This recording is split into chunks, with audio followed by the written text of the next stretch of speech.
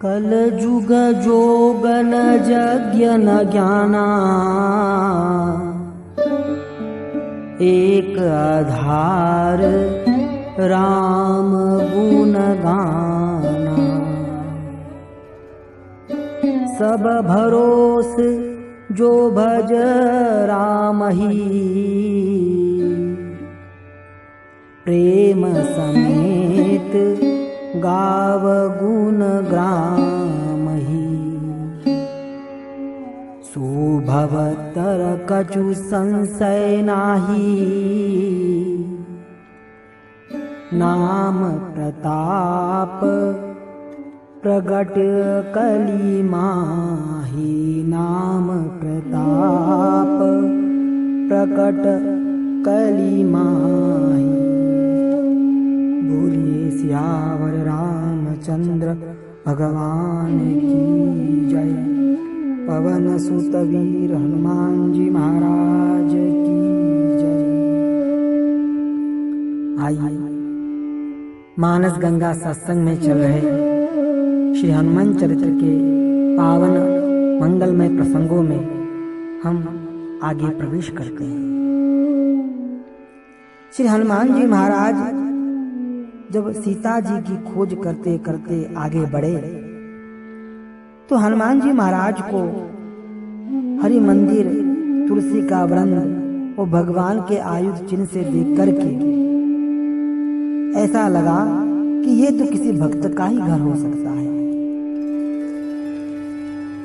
यहाँ पर भी हनुमान जी की दृष्टि पता लगा लेती है कि हो न हो यहाँ तो किसी भक्त का निवास अवश्य होना चाहिए। लेकिन विचार हुआ कि ये लंका नगरी है, माया की नगरी है, कहीं माया के द्वारा इस प्रकार का रावण द्वारा कोई षड्यंत्र तो नहीं रचा गया। हनुमान जी विचार करने लगे, लंका निश्चर निकर निवासा, यहाँ कहाँ सज्जन कर बासा। श्री हनुमान जी महाराज विचार करने लगे कि लंका तो निशाचरों की नगरी है, असुरों की नगरी है, यहाँ सज्जनों का निवास कैसे हो सकता है। भोगों के मध्य, दुष्टों के मध्य रहकर भजन करना, प्रभु स्मरण करना तो बड़ा कठिन है। तथा वह भजन स्मरण करे तो भी असुर गण दुष्ट लोग आकर विघ्न भी तो उत्पन्न कर सकते हैं। तो हनुमान जी को लगता है कि यहाँ सज्जन का टिक पाना कैसे संभव है। रावण तो पुण्य कर्म सत्कर्म जहाँ होता है वहाँ अपने असुर गणों को, राक्षसों को भेजकर उन्हें नष्ट कर देता है।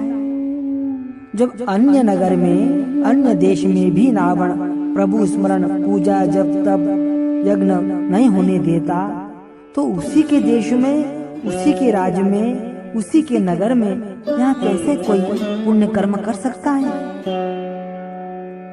लंका में यहाँ सज्जन का निवास।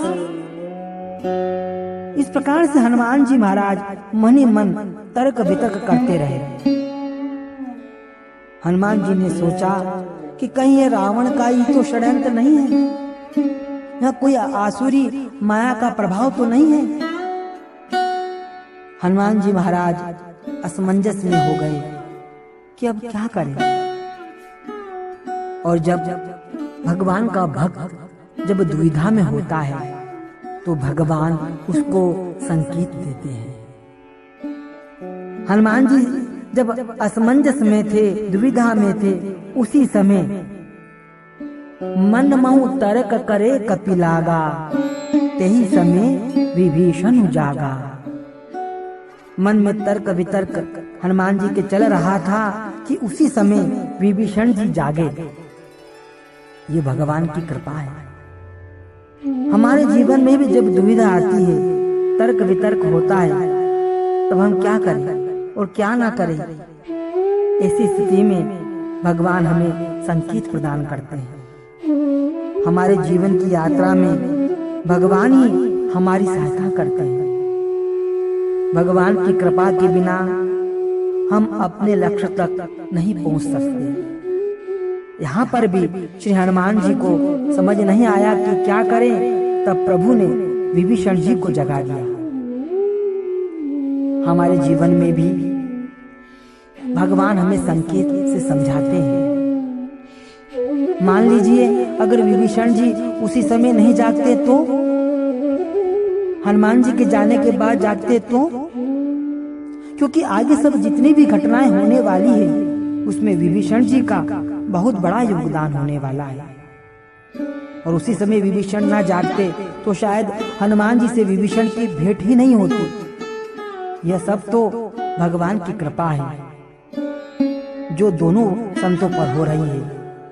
श्री हनुमान जी भी संत है और विभीषण जी भी संत है, और दोनों पर कृपा करने के लिए भगवान ने दोनों को एक दूसरे से भेंट करने के लिए ये सुंदर अवसर दिया और दो संतों का मिलन होता है।